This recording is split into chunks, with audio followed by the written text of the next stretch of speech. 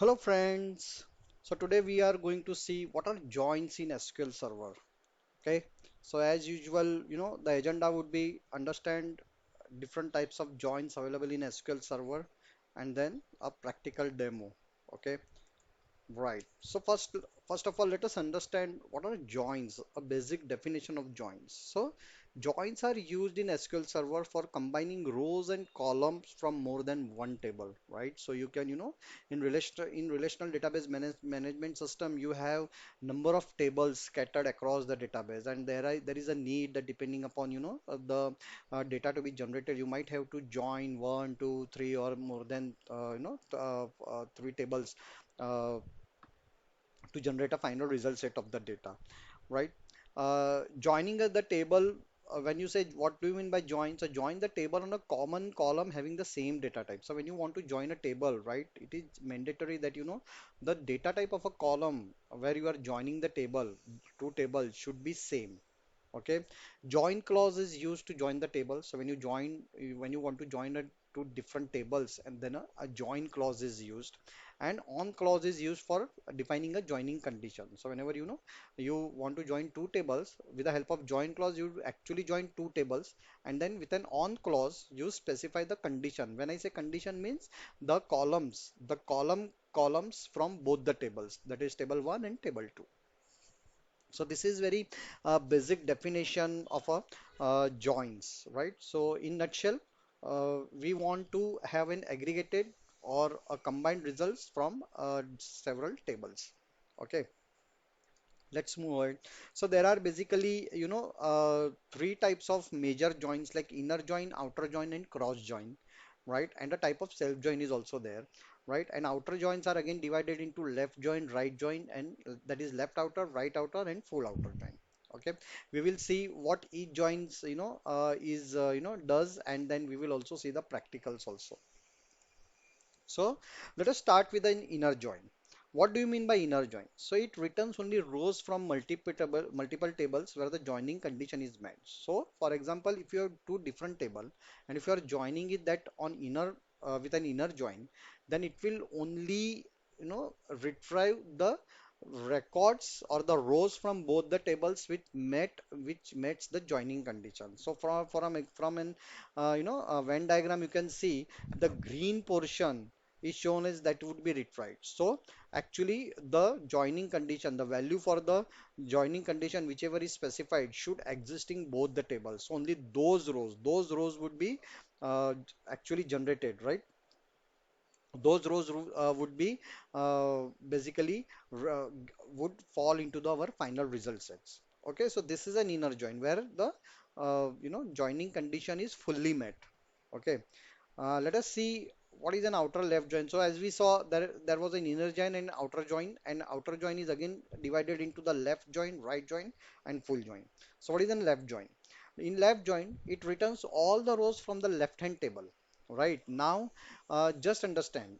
In a practical, also I will show you. But the when I say left hand side table, so whenever you specify a join clause, so whatever table is being written onto the left of the join clause is considered as a left hand table, and whatever table is written on the right of the join is considered as a right hand table. It doesn't depends on the on clause, right? While specifying the condition, you can specify condition in any way. Okay, I will show you the when we go for the practicals, right? So but here returns all rows from left hand table, and value for all the columns from right hand table is null where joining condition is not met. So for example, whenever you specify left hand join, it will actually get all the rows from the left hand table, right? But the columns which you have specified to be used into the final result set, the value for those columns would be generated as null because no joining condition, no rows are available, right? But we are showing the rows from the left hand side table. So for those rows, the column values for the uh, columns which are taken from the right hand table would be shown as a null. So for from a Venn diagram, if you can see the green portion, so if we have an employee and department table, right, then all the rows in a left hand, all the rows from the employee table would be generated, and only the matching rows, the value for the columns for the matching rows from the department table would be shown. So this was the left join. Let us move ahead. Right join. Basically, it is altogether an opposite to the left join. So it will return all the rows from the right hand table, right? And value for all the columns from left hand table, it would be null where joining condition is met, right? So again, uh, in a right join, all the rows from the right hand side table and whatever columns are selected from the left hand table, right? If those columns are not meeting the condition, the join on clause condition, then the value for those columns would be null. Let us move ahead with a full join. Okay, in full join, all the unique rows from both the tables would be generated. Return all the unique rows from right hand and the left hand side table, right? And value for all the columns from right and left hand table is null where joining condition is not met. So basically, you can say it would be a combination of a left and a right join, right? So whenever for all the columns where the joining condition is met, a specific value from those tables would be displayed, but for non-matching rows, the column would be displayed as null, right? Let us move ahead with a cross join. In cross join, each row from one table is combined with each row in another table. So basically, in cross join, you don't specify any joining condition. Each row from one table is basically paired or combined with each row in another table. So this type of join is also called as a Cartesian product, right? So for example, in a table, if you have 5 rows and in second table you have 6 rows, then basically 6 multiplied by 5 is equal to 30 rows will be generated. Why? Because as I said, each row from a first table would be paired or combined with each row from a second table, and that's where 30 rows would be generated. And then comes this is a self join. In self join, basically you join the table itself, right? So whatever a table you have used, you join that table itself back, right? It can be either an inner join, left join, or right join. So depending upon the business requirement or depending upon the result set you want to generate, right? It can be anything. But the the thing is that uh, table is joined to itself, right? Now this type of joins are useful, when you are generating a parent-child relationship in a table. So for example, you have employee table where manager ID is also present, and now if you want to find out, right? See, manager is also a part of an organization, so he is also an employee, right? So basically, if you want to say that, who is the manager for what employee, so if you want to generate that type of result set, then you can always use a self join. Right, so basically, this was related to join in a nutshell, right? Basically, I don't like to, do or go deep into the theories. So let us move on to some action so that you can understand this more clearly. Let me bring my management studio, right? So you can see here we would be going with the practical. So let me first create an environment. Just give me a second. I'm creating this database and then I'm using this database as a joins demo, and I'm creating this two tables for our demo. Okay, so now if you can see here, we have created two tables. One is a department and one is an employee. And employee table contains three columns: employee ID, employee name, and department ID. And department contains department ID and department name. So now you might have made up make it up that department ID is the common key between both these tables. Okay, for the department and then employee. So we would be always joining, and we would be providing the different I would show you the different types of joins using these two tables. Okay. So let us say first table first join, right? So first join is inner join. So as I told you, what is the first syntax? That you write a select statement, then the columns which you required from the tables, and then and from the from clause you say this is my employee table, this is an alias, and inner join, right? So here we are specifying the clause inner join, and then joining another table called department. And what is the joining condition here? As I told you, department ID. So what I'm saying, please join this both this table on department ID from employee table and department ID from the department table. Got the points? And as we discussed, like what is the left and right hand side table? So when I say inner join, so whatever table is specified, so here employee is specified on the left hand side and department is specified on the written on the right hand side. So employee becomes the left table and department becomes the right table. Now, as we know that what is the inner join? Inner join actually, brings up only the matching rows. So when I say matching rows means wherever department ID is matching in both the tables, right? It will display that row. So for example, here, if you can see for my employee record 6, right? For my employee record 6, there is no department ID. And hence, with the inner join, this record would not be fetched because it doesn't have matching department ID in my department table. Okay, let us execute this inner join. See, as I told you, right?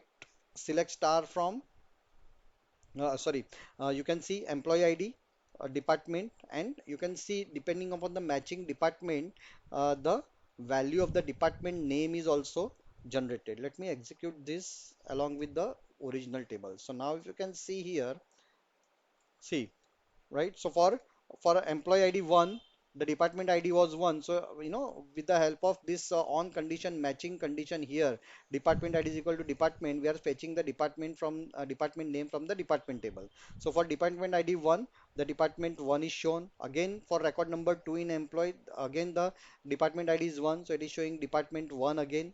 For record number 3, the department ID was 2, so it is was showing department 2, and so on. But for record 6, no department was specified. And as we have specified inner join, basically it doesn't show the records into the final result set. It will only show the matching records. Correct? So this was an inner join. Let us move on to the left join, right? And as we have already seen in theory that what left join will do, it will actually generate all the rows. It will get all the rows from employee table, right? And the matching the value for this department name column, it will fetch that matching the value from the department where it is having the department ID is equal to department ID, that is it is matching the department ID is matching with in both the tables. But for the sixth row here, as we have seen, there is no matching, right? So for the department name it would be shown as null. Okay, let us see this. Okay, so now you can see here the sixth row in left join, as we told that it will generate all the rows from employees. So it has generated all the rows from employees, but for the department name where department ID was not present, it has generated a null value, right? So on the with our joining condition, if the department ID doesn't match, right, then it will show the null value. Similarly, if we will go for a right join, let us see how this right join works. Okay, now here again you can see, right, what has happened, that my because it will actually fetch all the records from my department this time because we have specified right join, right, and department is specified on the right side of the table. So what happens that it will fetch all the records from the department table, but for fifth record for the department you can see there is no join, matching record in my employee table because you can see department ID 5 is never mentioned, right? So for that record you can see employee ID and employee names are specified null, right? So again repeating that whenever you give a join clause, right, for especially for the left and right join, right, on the matching condition, which is department ID from both the table, right, if that doesn't match, then for from the another table, whether it is a left or right join, from the another table, the value for from those tables would be shown as null. So here if you can see department ID 5, we didn't have department ID 5 in employee table anywhere. So for that row from the department, it shows employee ID as null. Okay, and department 5 as my department 5. Okay, the value for department ID 5 is department 5. And similarly, so for what happens for the full join, as I told you, it will fetch unique rows from both the tables, and wherever the joining condition is met, it will show the record for those columns, and wherever it is not matched, it will show null value. So here you can see this is the combination of left and right join here, right? So all here we have 6 rows and here we have 5 rows, so overall 7 rows because one row is extra here and one row is extra here. So 5 plus 6 and 7 sorry.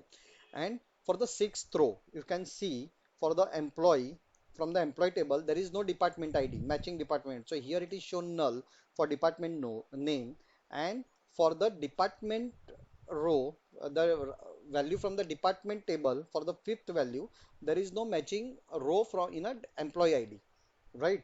In employee table. Okay, no matching department ID in employee. So for that row, it is showing null for employee records. And for from the employee table, wherever department ID is not matched, department name is shown null. So basically, you can see here that this is a combination of a left join and a right join. So wherever the matching condition is met, sorry, whenever the matching condition is met, basically it will show the values from those tables and those columns, right? And wherever it is not matched, it will show the value as null for those columns. Okay, let us move ahead with a cross join. So as we have already discussed, what is a cross join here? So cross join is nothing but basically a Cartesian product. So each row from each table would be generated, mapped with each row from another table. Okay, so here you can see, for example, this has, you can see here 30 rows have been generated, right? So basically why? Because there are 5 rows in department and 6 rows in employee, so 6 5s are 30. And if you can see here, one row from employee 1 is mapped with each row in department. So employee 1, department 1, employee 2, department 2, department 1, employee 3, department 1, employee 4, department 1, so on. So when it again it when department 2 starts, you can see again employee 1, department 2, employee 2, department 2, and so on, right? And all the rows matching rows, not matching all the rows. So basically it doesn't have the condition. So again, until here you were specifying the condition here, right? And now you can see in the cross join, as I told you, you don't specify the condition basically, right? So each row from one table is mapped or paired with another row from another table, and you don't specify condition for cross join until inner, left, outer, and full join. You were specifying the condition, but in case of cross join, you doesn't specify. You don't specify the condition, and it actually it gives us a Cartesian product. Okay. So let me clean up the environment here, and let us see the last join, which is an employee join. So let me create a table first here, and I would generate some record here. And now let us see from the record. So here, oops, sorry, it execute. Okay. And now if you can see, there are in employee table, you can see employee ID is there, and these are my employees. But against that, a manager ID is specified, which means like, for example, John, there is no manager, so there is no upper hierarchy, right? Mark is reporting to, so only manager ID is specified, so Mark is reporting to one. So who is one as an employee ID? So John. So Mark is reporting to John. Similarly, Muller is also reporting to John. Similarly, Rakesh is reporting to 2, that is Mark. Kirit is reporting to 2, that is again Mark. Hitesh is reporting to 3, that is again Muller. So this way, a hierarchy is maintained and who is reporting to what.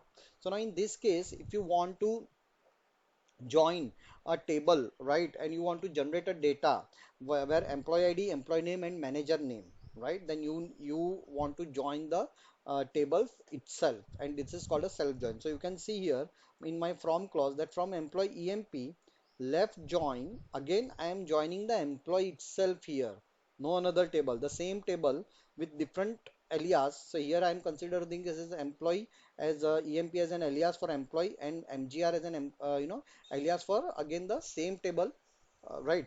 And then what I'm joining, that my manager EMP ID. So basically my EMP ID from manager table need to be joined with a EMP uh, manager ID into the employee table. So employee ID, whatever the second table is specified. So employee ID from my manager table, employee ID from my manager table would be joined to the manager ID of my employee table. And this way you can generate a report. So for example, you can see as we saw, let me have both the tables. So as we saw that John doesn't have any manager. So you can see here it is specified null because no joining condition. As you see, as we had seen that in left join, what happens whenever the join, depending upon the joining condition, if there is no record, condition is not met, then for that value, the column from that table and the value for that column from that table is specified as null.